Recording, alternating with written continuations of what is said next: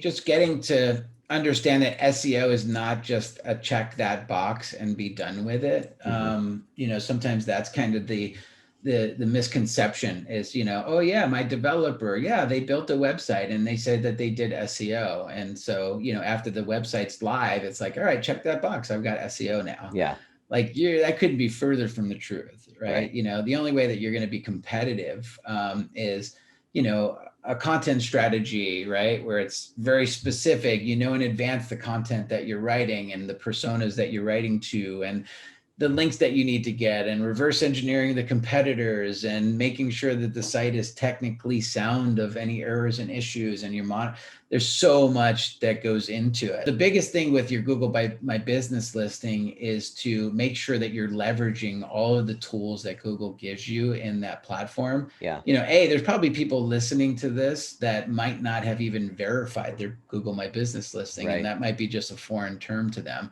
Google My Business listing is how you show up in the maps, right? And so there's a good chance that you're showing up because you have a business, but you haven't claimed it yet, right? Yeah. And so maybe it has the wrong phone number, maybe it has some photos, maybe it has some reviews that you don't even see, right? Yeah. And so it's important for you as a business owner to go claim your Google My Business listing. And then once it's claimed, right, they'll send a postcard and there's a code. You got to enter the code to verify that you are. Then you have to build it. Like anytime somebody leaves a review for you, you got to respond to the review. You want to post photos, post videos. There's all kinds of tools back there that you should be basically pre-populating your profile with. So my dinner table was my grandma, my grandpa, my mom, and I. We would sit down every night, and our meals were always the same. Like we had a schedule. Right. So on Sunday it was sauce. On Monday it was chicken. It was chicken cutlets. On Tuesday it was macaroni and peas or lentils. It's funny. My grandparents kind of grew up in the Depression, and so we ate a lot of macaroni, right, because it was cheap, and so that's kind of what they've become accustomed to. And my grandfather would hold a bottle of soda, and he was very stingy with his ice.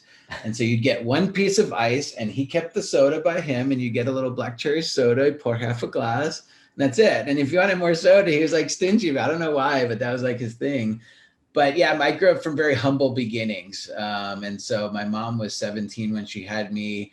My father had left. And so my grandparents basically raised me, and my grandmother made bathing suits in a factory. My mom cleaned houses, and my grandfather was a custodian at a school. So we didn't have a lot, but we had each other. Yeah, no, that's fantastic. That is great. So were you exposed to any entrepreneurialism, or were you the entrepreneurial kid growing up? Did you have any tendencies that slanted that way at all? Never exposed to any entrepreneurial, I didn't have a father or I've had some family members that were entrepreneurs, like my Uncle Richie was an entrepreneur. He had a vending company.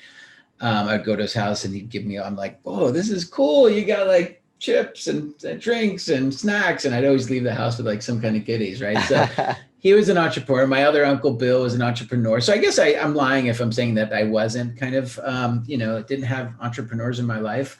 But it's just in my DNA, it really is. I think as any entrepreneur, it's, you go back and like to when they were 7 years old and they were selling something, whether it's from their backpack or baseball cards or you name it. And so I was the kid in school that would go to Costco and have my mom buy me the juicy fruit gum pack, right, for $3. And I'm like, if you sell each of these for market value, 25 cents, look, you were going to make like $4, right? So I love it. I love it. Yeah. I was hawking candy myself. Jolly Ranchers. Mine was the sticks of Jolly Ranchers, not the cubes or anything, but the sticks. Those are the hot commodities. I remember blow pops came around, right? And they had the blue blow pop. Oh yeah. Those are the hard to find ones. Those are premium. I would sell those for 50 cents instead of a quarter, man. Yeah. I love it. So going through college, what did you do in college? Did you go to college? I did. So I joined the Air Force out of high school. I as most entrepreneurs, I was a C student, B student. I could have applied myself a little bit more, but I was bored with school. And so, I didn't have like a prestigious opportunity to go to Harvard or Yale or any place like that. So I joined the Air Force. I scored high on the ASVAB test. I wanted to grow up. I joined the Air Force. I got sent away. And 4 years later, as I'm in the Air Force, I'm seeing, man, how do I make the money that the chief master sergeant is making? Because it's very visible. You can see everybody's paychecks. And it's like, well, you've got to do 20 years to make that. I'm like, I don't want to do that. So you have to pay your dues in terms of time in the military to kind of advance financially. And so that wasn't really in my cards. And so I got a lot of value out of it, but then I left, started my own DJ company. I started DJing on the side. I was DJing weddings while I was going to college. I was going to UNLV in Vegas because that's where I was stationed at Nellis Air Force Base. And so I stayed there. I met my wife. We ended up getting married after knowing each other for a month and a half. We're still married today, awesome. 22 years later. But I was going to school and I was contemplating, I was studying for the LSAT, contemplating becoming a lawyer. And this whole entrepreneurial thing kind of drew me back in. And so like I shadowed a district attorney for a little bit. I didn't kind of see myself doing that, I guess. And so I went down the path of entrepreneurship and I stumbled into this world of digital marketing and SEO back in about 2001. So about 20 years ago. And so I've kind of immersed myself in that subject ever since. Yeah, that's incredible. So did you start out right away, with your own company, or were you working for anybody else at any one point in that space? Yeah. So I had my first business in college really was this DJ company, right? Because I was DJing weddings on the weekend and make enough money to pay for school, right? And so I would just reinvest all of the money that I'd make from the parties that I did into multiple sound systems. And then I would hire and train another DJ and I would send them out. And then I would make $200, they would make $200 and they were happy. And then I would bet another system. And so eventually we had like 16 sound systems and a whole warehouse and that became a company. And so, I'm like, how do brides, I'm tied into all the brides here that live in Las Vegas, but what about the brides that live in Chicago that are planning destination weddings? Yeah. I'm like, how do I tap into that market? And so I'm like, what if I build a website called Vegas Wedding Mall and I could use this internet thing, to attract brides that were coming in. And so I paid a developer like $5,000 to develop a website. It was called vegasweddingmall.com. They developed it. 3 months go by. I'm like, nobody's coming to this website. He's like, oh, well, that's this thing called SEO. I don't do that. I'm just like a developer. And I'm like, well, now you tell me. Because I don't know if I would have invested the $5,000 if it didn't come with SEO. Right. Yeah. And so, sometimes the best mistakes that you make are, unintentional like that. And so, we developed this website and I'm like, all right, well, I guess I have to figure this stuff out. And so I bought a book. A guy named Aaron Wall had a book called SEO Book. It's still a website now, SEObook.com. I read it from front to back twice. I started to implement some of the strategies. And I was able to get that site, Vegas Wedding Mall, to rank #1 on Yahoo and Google for like Las Vegas wedding DJ, Las Vegas wedding photographer. So they were some pretty good keywords that you're ranking for. And then Overture came around, and Overture was the genesis to pay-per-click as we know it. Where you can bid like 2 cents, and nobody knew about this. And so I was driving all this traffic in from Overture, and companies like the Bellagio, were reaching out, seeing if they could advertise on this website. And it was really just a site for myself. And so that became Los Angeles Wedding Mall, Seattle, and that became a whole nother business. And so I was doing SEO for my own projects for about 7 years until I accidentally stumbled into the agency life. Okay. Very cool. And what was that stumble? How did you stumble into it? So I got asked to speak I was about to sell. Actually, at this point, I had already sold that business, the Wedding Mall venture stuff. And so I was asked to speak at a conference, and it was a group of lawyers in Atlanta, DUI lawyers. group of like 50 guys that didn't compete with each other, right? They just have like a mastermind group and they met once a year. And so somebody asked me to speak because they were supposed to speak, a guy named Brad Fallon. Oh yeah, I know Brad. Yeah. With a company called StomperNet. Yeah, right. Remember those days? Yep. Yep. And so Brad was supposed to speak. He's like, hey man, you kind of know a lot more about this SEO stuff than I do. Why don't you come in? I'll say a couple words and you teach them some stuff. I'm like, okay. Put together a presentation the night before. And basically Brad got up there. I'm like, hey, listen, I don't know anything about the legal industry at all, but I'm going to share a case study of how I was able to rank #1 on Google for the word wedding favors. Yeah. Right. And so I just went through the process. I'm like, this is the same thing you guys have to do: content, link building, strategy. Right. And so when I was done with that, I had no agenda.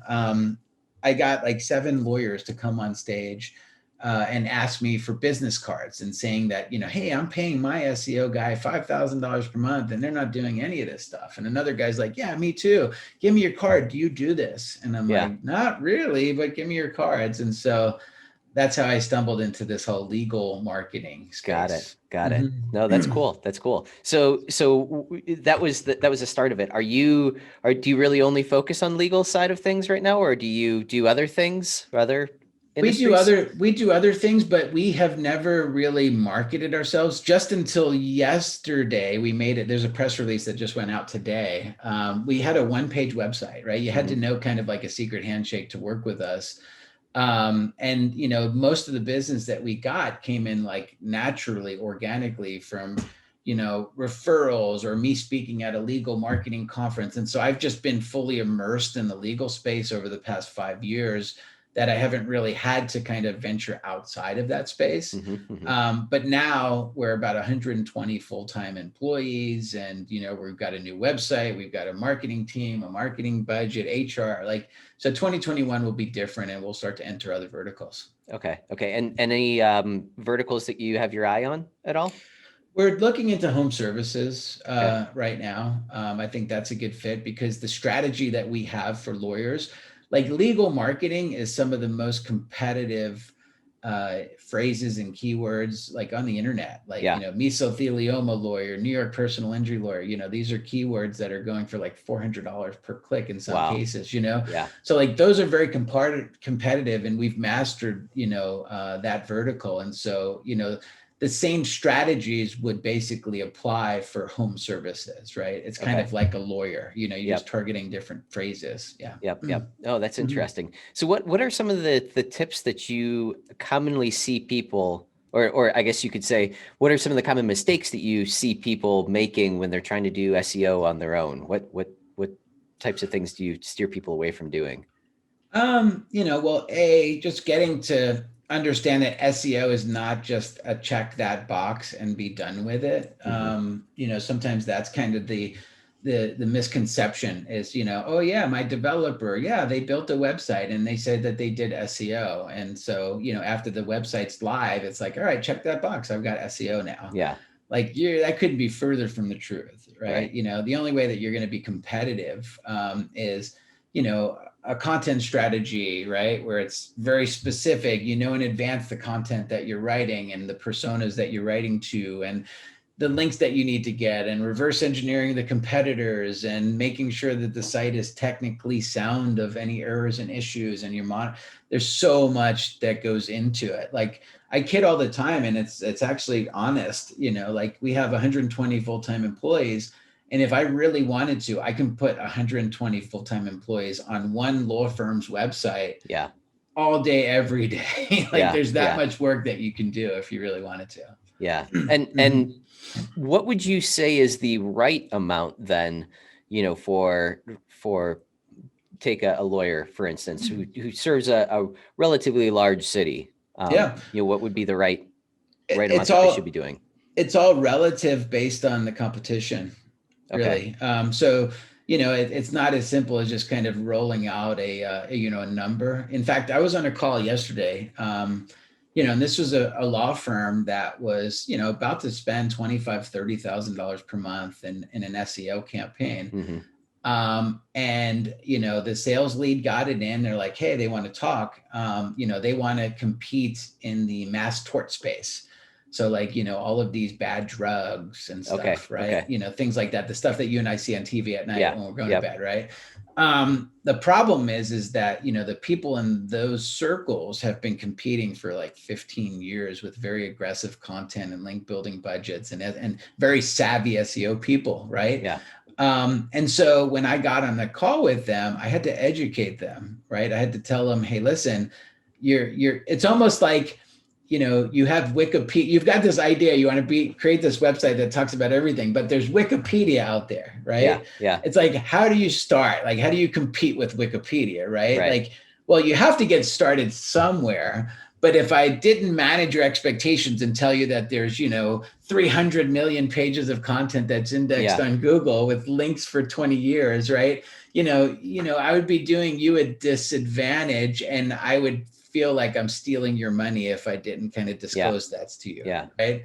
So it's almost like I talk them out of going that big and to concentrate first on their own market for personal injury instead. Now, Yeah. did you have to do any research on the fly, or did you already sort of know what direction they should be going when they proposed this to you? So this was a brand new website. This was a brand new website that had just went live. And so they didn't have any content. I'm sorry, this is COVID world. My dogs Oh, are good. barking. Oh, good. Ring and run, the UPS driver, right? So this is the COVID world, and so they just have a brand new website that doesn't have any content. They don't have any links, nothing like that, and so they were just basically just getting started. And so just knowing that and speaking at the Mass Torts Made Perfect conference for so many years, but I did spend about an hour putting together a presentation to kind of walk them through it. My biggest thing is, being in the SEO industry for 20 years, specifically in legal, it's very hard to keep a good reputation. Like, yeah. too many people, like, you just steer one person wrong and mad stuff gets talked about. Yeah. I'm very proud of the reputation that we've built. So over the years. That's great. That's great. What are some of the things that you recommend people doing upfront? So obviously SEO is one strategy. Do you guys get into doing pay-per-click or anything like that? Do you We do, encompass any of that? In fact, up until about a year ago, actually almost a year ago today, we didn't really do pay-per-click. We passed over those. If we're not good at something, I don't want to just kind of just do it, it's funny. I was at In-N-Out Burger out here. It's a California thing, right? Right. Anytime people come to California, it's got to go to In-N-Out. One of the first places you go, right? In-N-Out, right? But it's funny when you're sitting in the drive-thru at In-N-Out Burger and the line's wrapped around, right? It's not McDonald's where you pull right up and you order your chicken nuggets and you're out of there in 3 minutes, right? The line's wrapped around and you wait your 20 minutes to get your In-N-Out, right? And when you get up there, there's three things that you can get, right? You can get a double, which is basically 2 hamburgers with cheese on a bun, right? You can get a hamburger or you can just get a cheeseburger. That's it. That's the whole menu, right? If somebody pulled up one time and said, you know what, I don't really like chicken, I don't like beef, can you make me a chicken sandwich, right? It's easy to say, sure, right? Let's do that, right? But they kind of stay true to who they are and what they do, and they've done it for 50 years. And so that's kind of how I operate. If I'm not really going to be all in and do something great, I'd much rather not sell something that that we're just going to be okay at. Yeah. And we did this, pay-per-click was one of the things that we were just going to be okay at. And then I met Nava Hopkins, who's a big name in the pay-per-click world. And so I was able to recruit her to come work for us. And so she's in digital marketing, you could go down the pay-per-click track, paid track, or the organic track. I went down the organic track and went all in. She went down the paid track and was all in. And so we were happy to recruit her. And then once we recruited her, then we started to offer that. That's great. As a you service. brought on the expert and rather than trying to stumble through it yourself. That's exactly. That's great. That's great. What about local Google local business ads? Do you guys play in that at all? Oh, totally. Yeah, that's new to the whole legal world. It's only been around for, it's been around for years, right? But to legal, it's only been a couple months old. We definitely offer that for our clients. We set those up, we run those. I think Google still has a lot that there will probably be making changes to that, and so it's really kind of a learning curve. But yeah, we're doing a lot of those campaigns right now for Yeah. some of our clients. That's interesting. So kind of a selfish question here, but I think that this is probably something that a lot of people might be struggling with in their own industry. So we just acquired a large apartment complex. It's 275 units in Okay. a city called Shaker Heights, Ohio. So we took over all of the existing campaigns and existing websites and the Google listings and all of that, and they're actually generating a fair amount of traffic to these Google listing sites. We've gotten the reports. Again, it's not even been a month yet, but I've gotten a couple of the reports. So they're probably generating about 20,000 or so views a month, give or take. So I mean, Okay. it's decent amount of traffic. The question is, though, we are going to be rebranding the communities. So we're going to change those names on the Google listing. Does that nullify or eliminate all of that traffic, or is it essentially call your Google listing like your Google web page, if you will? Does that asset and all of the length or amount of time that it's been present, does that stay there, or again, when you modify that name, does that change? Any Yeah. thoughts? It's one thing to modify, like hey, businesses rebrand themselves all the time, Right. right? That's fine. It's the biggest thing is getting a consistency across the web, right?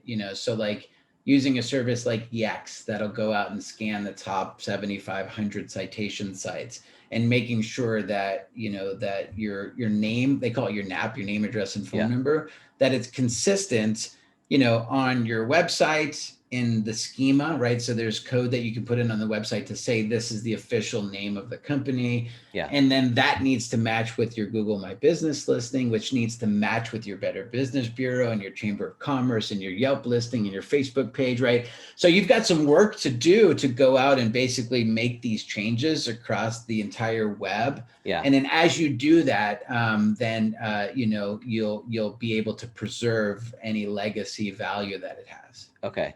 That's, and I mean, just that sentence alone right there. I mean, I think that that's incredibly valuable for a lot of people. I Sure. don't think that a lot of people know what you called it. Yext. I've never even heard of that one before. Yext, yeah, Yext is a public company. Yext.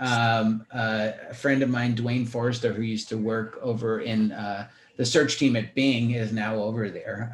But yeah, basically, it's an aggregator, and so you publish. They've got like a direct handshake to a lot of these like trusted citation sites that Google looks at as a trusted source. And so you just go into Yext, you pay like an annual fee, and it's like $500 a year, and you just make the change once, and then with 48 hours it propagates across all of those platforms. So it's kind of like a quick, easy button. Yeah. Or you can try to do it manually. It might be cheaper maybe to do it that way. It's not worth it. No way. That's cool. Are there any other softwares or tips like that you can throw out? Yeah, there's another service called Sign Up that competes. I think it's SYNUP that competes. There's services like called Bright Local, that will build citations for you to help increase your Google My Business listing. The biggest thing with your Google My Business listing is to make sure that you're leveraging all of the tools that Google gives you in that platform. Yeah. There's probably people listening to this that might not have even verified their Google My Business listing, Right. and that might be just a foreign term to them. Google My Business listing is how you show up in the maps, right? And so there's a good chance that you're showing up because you have a business, but you haven't claimed it yet. Yeah. Right. Yeah. And so maybe it has the wrong phone number. Maybe it has some photos, maybe it has some reviews that you don't even see. Right. Yeah. And so it's important for you as a business owner to go claim your Google My Business listing. And then once it's claimed, right, they'll send a postcard and there's a code. You got to enter the code to verify that you are. Then you have to build it. Like anytime somebody leaves a review for you, you got to respond to the review. You want to post photos, post videos. There's all kinds of tools back there that you should be basically pre-populating your profile with. Mm-hmm. And talk a little bit about what you should do with the reviews that you get on Google or any platform? Say you get a negative review or a positive review, what would be the right approach to dealing with that? Sure. Yeah. If it's a legitimate review, you certainly don't want to go off and vent on that review, right? Because it's very easy. It's like, who does this guy think he is? Right. Blah, blah, blah, right? You have your side of the story, right? You want to remain professional and you want to say, I'm sorry, you feel this way. Please, here's my direct number. Please call this, and I'd love to speak with you and see if we can figure this out and rectify the situation, right? You always want to be professional. I've seen some horror stories where people, it's like oh my God, right? So be professional. You want to respond to both negative and positive reviews within 48 hours. This is all part of the algorithm, like the local algorithm, right? Google's looking at that stuff. The keywords and phrases that are used in the reviewer's review are algorithmic signals, right? So if we're competing for the word motorcycle accident lawyer, right? If somebody says, hey, XYZ law firm was great, they helped my son when he was in a motorcycle accident, right? And we're very happy with their services.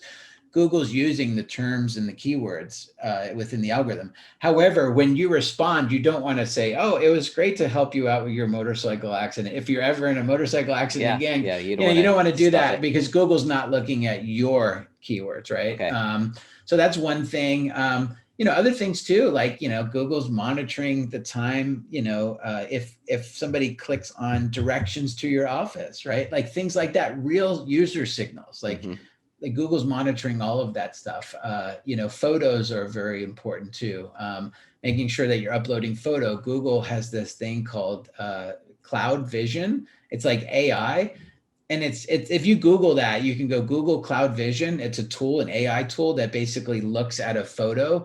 And it basically, you can see, it's like, if you do a Google search right now for like guitar lessons, you'll see 3 results in the map pack that somebody's holding a guitar, right? There's a reason why. It's Google understands that there's somebody holding a guitar in that image. So that's a really good tool for you to play with, like adding photos to see what Google thinks your photos are about. Interesting. Yeah, that's so. If you were in law, I don't know, uploading a gavel, to your site might be, an option that potentially could have value. Yeah, that's one. Even just business cards that say, the law offices of Google can extract the text from that.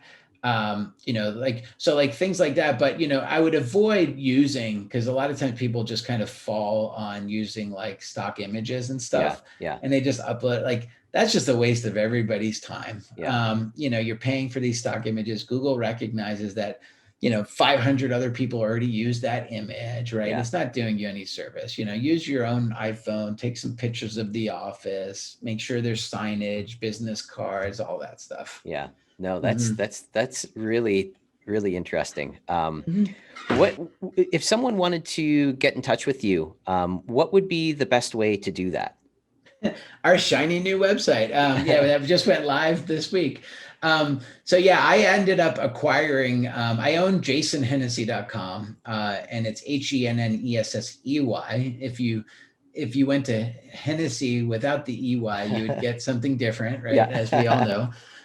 So I ended up acquiring my last name, the domain name, about 8 months ago. And so now the agency is branded on Hennessey.com. And then my personal brand, which I'm developing now, is on jasonhennessey.com. So that's the best way to kind of contact me. I love it. No, this has been fantastic. I certainly have learned a hell of a lot, chatting with you for the last half hour or so. So this is great, but certainly appreciate it. And Google is always changing. Things are always changing. So, maybe sometime in the future we can have you back on the show and we can do some updates and we can get some updates to where you are with building the agency and all of that. So I would love that, Matt. Thank you so much for having me on the show, man. I really appreciate it. No problem.